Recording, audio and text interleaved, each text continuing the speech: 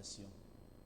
Je crois au koki que la concentrer na ndako na yo pour la connecter na nzambe na moya lelo. Seigneur Dieu Tout-Puissant, nous te rendons grâce.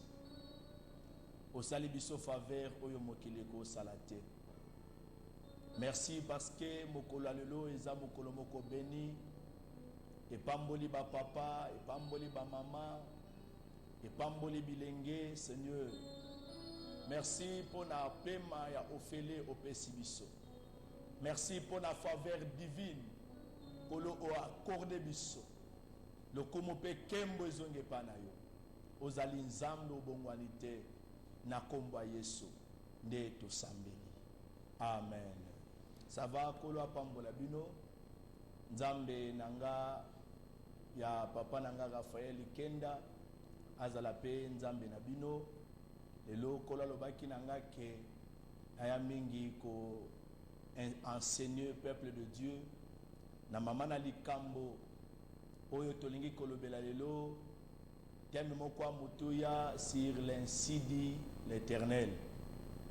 Alors ainsi dit l'Éternel to atirango na mukanda ya Josué chapitre 7 verset 1er kino na 12e verset peto tirango lisusu na mukanda ya 1 Chronique chapitre 21 verset 1er okokita mwana se bisika wapi kolwa lingi tozala enseigneur. Bible lobiete c'est poussé par le Saint-Esprit que les hommes ont eu capacité de parler de la part de quoi na moya to bela mingi oezali par nanzam. Alors l'ainsi dit l'Éternel, je crois to lo bakango na ba église na biso, to lo bakango na ba réunion na biso ya prière, to lo bakango na ba programme na biso ya ba ya ba mama ya ba papa na église bongo elobi ya wenzam. Alors o ya wenzam yango epesa ka vie ya sika na bomo ya bana nzam. Alors tozota nzam na mokanda ya Josué chapitre 7 kawai to moko très important angi premier c'est comme les enfants d'Israël commirent une infidélité au sujet des choses dévouées par interdit. Enfant de Carmi, fils des Abdi, fils des tribus des choses dévouées, et la contre les enfants d'Israël. Tu es envoyé de Jéricho des hommes vers Haï, qui est près de Beth Avan, à l'orient de Bethel. Il leur dit montez et explorer le pays. Et ces hommes montèrent et explorèrent le pays. Alors, d'autres aussi, dans mon kanda, il y a un chronique. Si on a histoire, mon pays à Malam, Koleka. Ici, Kao Yonzambe, un chronique, chapitre 21. Après, verset,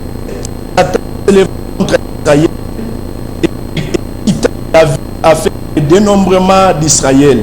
Et David dit à Joab, au chef du peuple, allez faire le dénombrement d'Israël, puis jusqu'à Dan. Amen.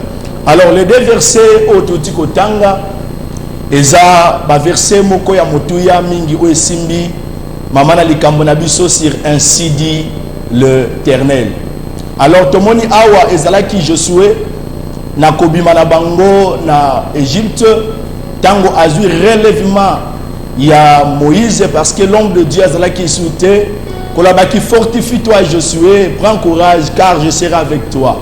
Et si kanyo sonia tamatambe na yo et pesamelio. Pendant leur parcours esengelaki bakota na pays otobengi terre promise. Alors il fallait qu'il baleka na mboka moko ai pe baye bakozwa mboka wana. Mais tango batindi batu bake explorer mboka oyo bazongaki liboso ya Josué babisi ezanango inutile kokende comme ma peuple nyonso oyo bakende kozala fatigué na moko na bitumba moko oyo batu bazana bango moke. Quelques personnes seulement ekoki nango pona bitumbo. Alors nini tomonaki Josué ayokaki ba soda na ye, ayokaki ba généraux na ye, il fallait ki ba kende ko maintenant kozwa Aï. Maintenant ba kei, qu'est-ce qu'il a bien déclaré? Bato ya Aï malgré bazala qui un petit nombre. Ba yebaki ko kwesa et tout le coup monene ya peuple choisi de Dieu.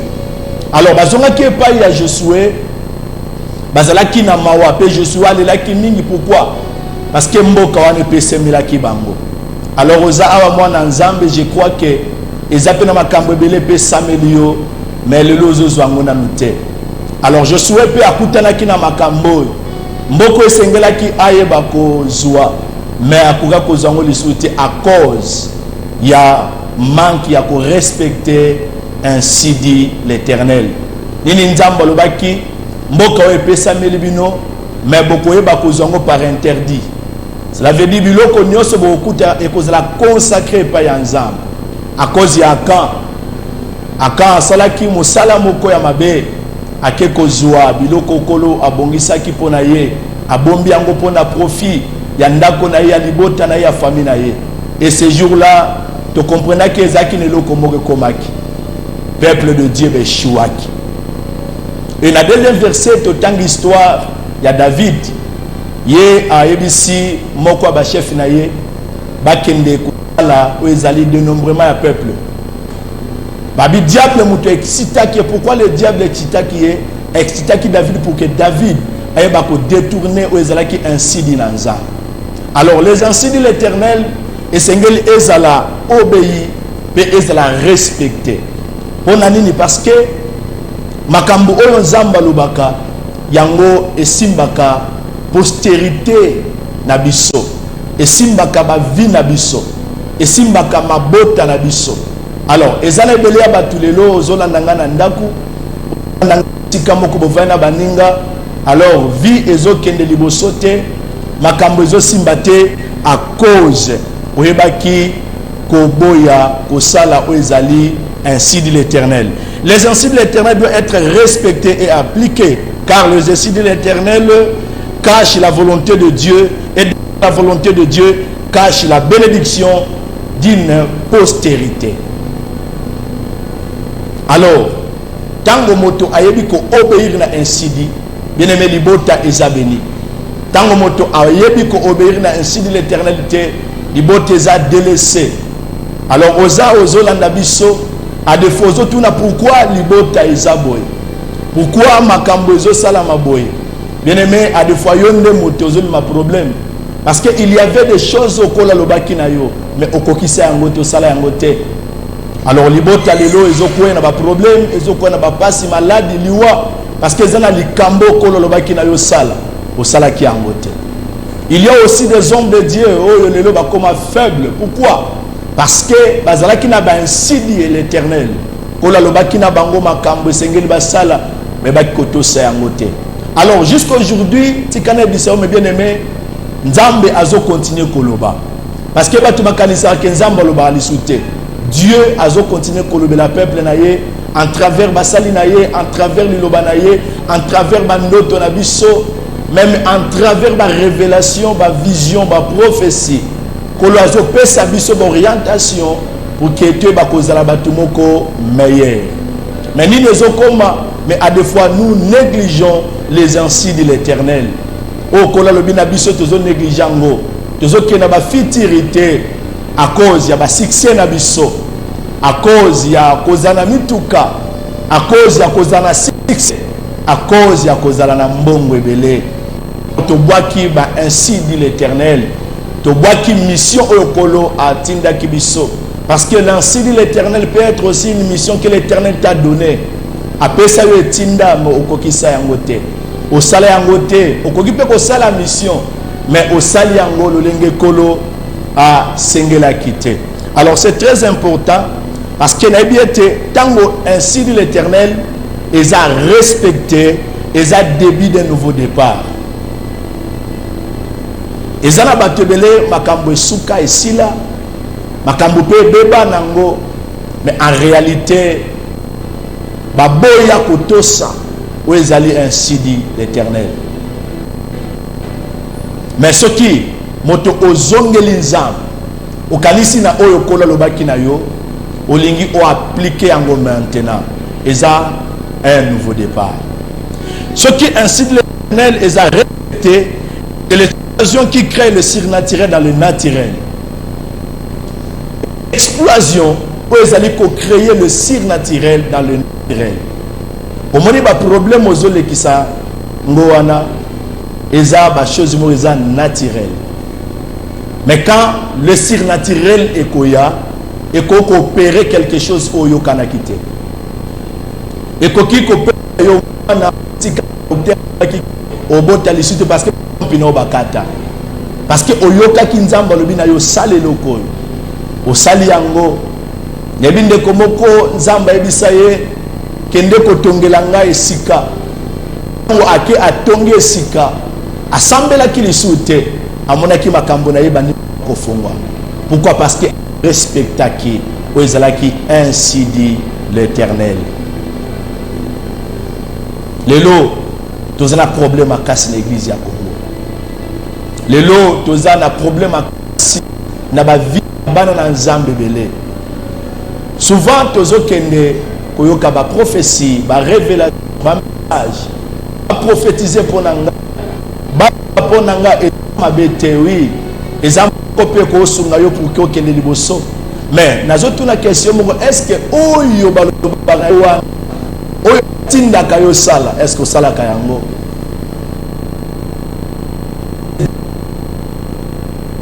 Mais peu de personnes ne ba kokisa o ezali volonté. Ainsi dit l'Éternel.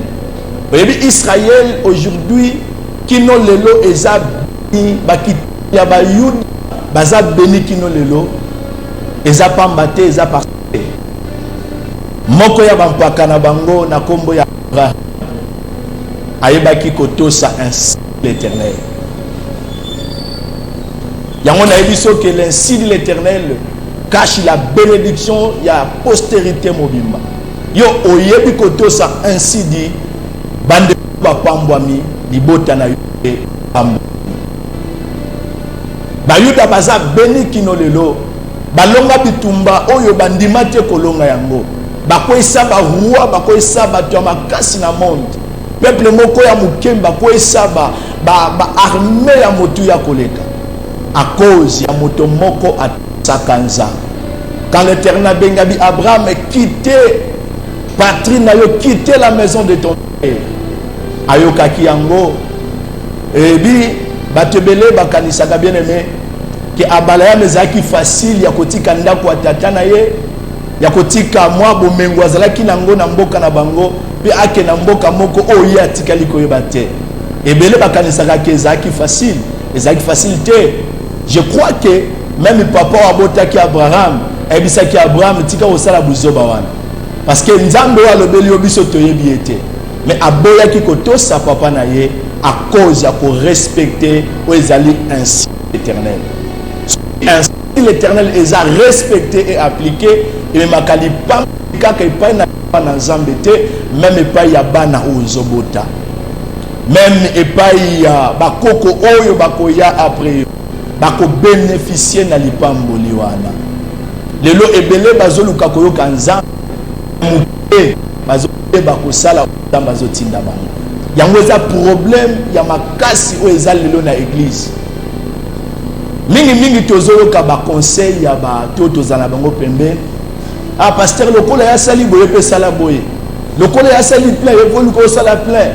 Lokola ya bandi ko pesa ba prophétie yo faut banda ko pesa lokola ya bikisaki mam songolo luko bikisa zoka en réalité moto na moto azana mission na ye okoko kanisa mission ya Esaïe te na Amos azana mission na ye Esaïe pas na mission na ye Esaïe tambola bolumbu Amos olinga otambola bolumbu te parce que Esaïe ayoka ainsi l'Éternel atambola ni mais Amos akotambola ni te oser ko comparer na Michete parce que oser azana mission na ye oser nzamba lobi na ye kende ko bala une femme prostituée Alors ozake kobala ngo ake obala mwana mwasi ezaki scandale pona bayuda mosakoli na nzambe eba kobala mwasi ya ndumba mais pona nzambe donc ozaki insidi ezaki makambo nzambe alinga bana usana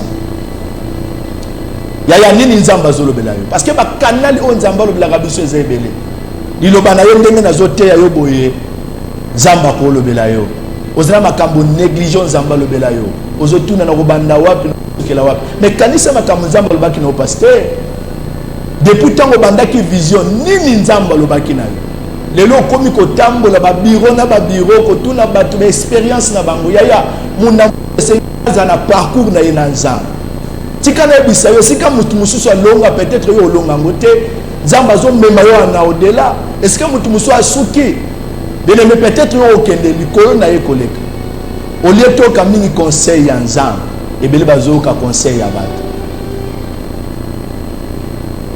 nzambe oyo alobelaki yo makambo abongwani te il est le même hier aujourd'hui et éternellement. Alors problème na yo makambo simba te eza parce que oyo yokaki pa nzambe o négligent tala ebele ya ba pasteur ebele ya basali na nzambe ebele ya bana na nzambe makambo zo simba te parce que te komi ko copier coller o copier oyo moninga salaki lokola azoteka mafuta nga pe na boteka ye aza yo te ye aza yo te qualité boza pe na même appel te malgré tout c'est la même Seigneur mais toi on appelle mon côté alors mutu na moto sengeli original azala authentique par rapport na oyo nzambe akeli na awa ici ekweli boso ya bato na mbayi na nini ba négliger ainsi dit l'Éternel ozokoya parce que nzamba loba na yo kokisa yango te ozokoya parce que nzamba tinda ko kote ba prière au côté yango te ozokoya parce que nzamba tinda ki soutenir peut-être ba orphelin au salaire yango te ozosila parce que nzamba loba que nous même soutenir ba salaire nzamba au salaire yango te alors le lo nzamba zalaka toujours derrière ya bato ba salaire volonté na ye eza moko ya liteya okola lingito ebisayo l'ainsi dit l'Éternel doit être respecté et appliqué. Pambate, derrière les ainsi dit l'Éternel cache la volonté de Dieu. Et cette volonté de Dieu, est à plein, il y a destiné na yo, peu volonté en Zambé, est à plein, peu bénédiction, il y a postérité zolane. Ce qui n'a pas mbolami, banananga ba pambolami. Église nanga pe pambolami. Ce qui n'a tosi, oh, kola zo tinanga na sala. Na sali yango ndenge kola zo senga. Libota nanga ke liboso. Église nanga ke liboso. Ministère nanga ke liboso. Bana o nazo kamba ba ke liboso. Basali na nzambe pe ba ke liboso. Pourquoi? Parce que na yo qui ainsi dit l'Éternel. Kolo apesi biso musala dit to pesi yo musala. Yo kende koloba liboso a peuple de Dieu. Yango c'est pourquoi mission na biso est le fils de l'homme parle. Zonga ne siko bandaki na nzambe. Kanisa nini okola lobaki na yo sala osalate. Mosali na nzambe, mwana na nzambe, servante, serviteur de Dieu, député, ministre, président de la République, première dame. Qu'est-ce que l'Éternel t'a dit? Nini oyo nzamba lobaki na yo salate. Nini oyo kola lobaki na yo kokisa te. Alors yango pelele comme meloba malheur. Yaya, imaginez-vous. Ce qui la femme de Manoach ayokaki nzambe pe appliquer ki okolo lobaki na été. Débité Samson linga ko bota mandenge nini. Imaginez-vous parce que l'Éternel avec na moi si OK. Que va maintenant kozwa komela ni vin ni liqueur forte parce que moi na oyo ko bota a osera consacrer pa na nzambe utali bumu mama na ye. Si ko imaginez-vous si la femme de Manoach ayebaki kozwa vin et liqueur forte. Suite kozala ndenge nini pour le peuple de Dieu au bazala qui maltraité par la nation mususu. Imaginez-vous bien aimé ce qui ainsi dit l'Éternel a respecté et même makaba sort et belé ya mabe pour na bana nza. Batu bakoko kufa parce que yo oyo kinzambe motosi yangote. Zwaka ya Jonas a yoka nzambe mais asala o eza volonté na nzambe te.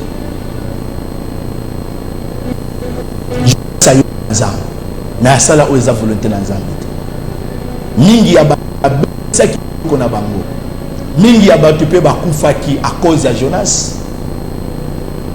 Ebele bakomaki ba pauvre à cause de Jonas, parce que ayoka qui ainsi dit l'Éternel, mais ba qui ko respecter en côté, ba ko appliquer en côté. Imaginez-vous quand l'ange Gabriel a que pas ya femme Marie, elle dit que moi na okobota akobota manali sanga ya mwasi na mobilité apesi ko koma na zem. Imaginez-vous ceux qui maraka ndaki na point na ye alobi oh Seigneur ngana yebi kaka mwasi azora zem na lisanga ya mwasi na mobali et que Luka Joseph ba coucher na ye tikana bisayo alinga ko zwa zem mais mwana alinga ko bota ilinga ko za Yesu te. Hallelujah. Mwana alinga ko bota ilinga ko za Yesu te parce que Yesu esengeli abotama na lisanga ya mwasi na mobali te. Mais soka kende ko Luka Joseph lokola yaka nisi na ye mwana alinga bota ngo za Yesu te. Tikana bisayo ebela ban na Nzambe ba bekongo. Imaginez-vous quel sort ya Noé. Ce qui Noé a yoka ki Nzambe.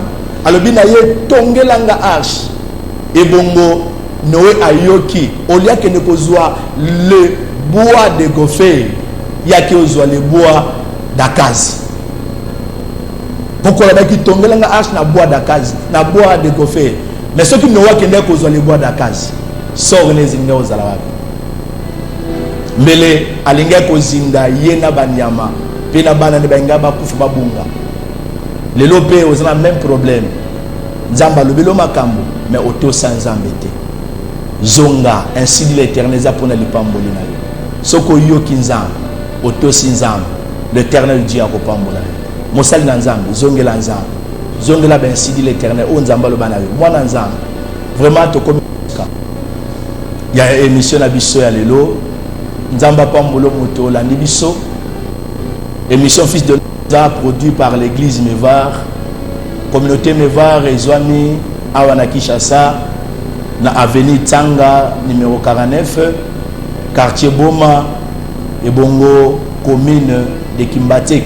Sur lingo kutana biso na arène Nzambe Malamo, au Kitiwa no Bitsang, au 49 au kutana biso, toza pen extension mususu ezali na avenue Kimbongila numéro 22 quartier Biela kuna likolo soki okutana biso Nzamba kopambola yo numéro eza affiché au bas de vos écrans et numéro ko bengela biso ko tinda ba sujet de prière na yo ko tinda vision ozolota bandoto nozomona alors ekosunga yo to kosunga yo mingi pe na bike Nzambe akosala no makambo yo batuna lo basala na yo te.